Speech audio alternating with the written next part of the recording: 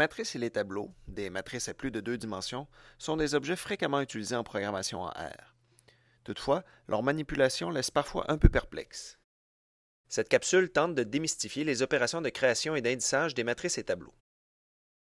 On crée les matrices principalement avec la commande matrix, ici une matrice de 3 lignes et 4 colonnes. La matrice est remplie en faisant varier la première dimension en premier, soit l'indice du numéro de ligne. Cela revient à remplir la matrice par colonne.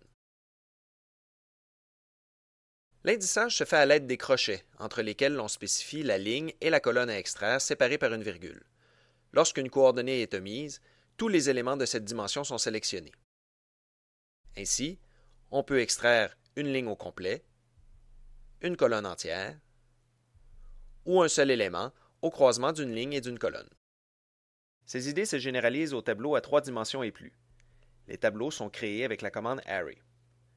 Considérons le cas d'un tableau de dimension 3 par 4 par 5, que l'on peut visualiser comme 5 matrices 3 par 4 placées les unes derrière les autres. Le principe de remplissage des matrices se transpose ici naturellement.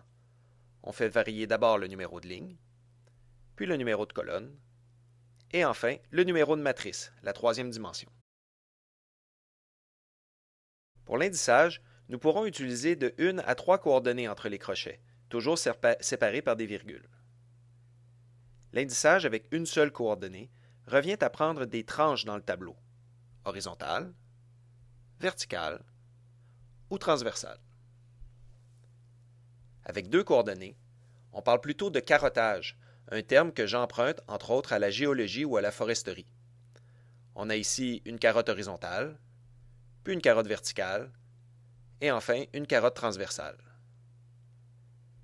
L'indissage avec 3 coordonnées extrait un seul élément au croisement des 3 coordonnées.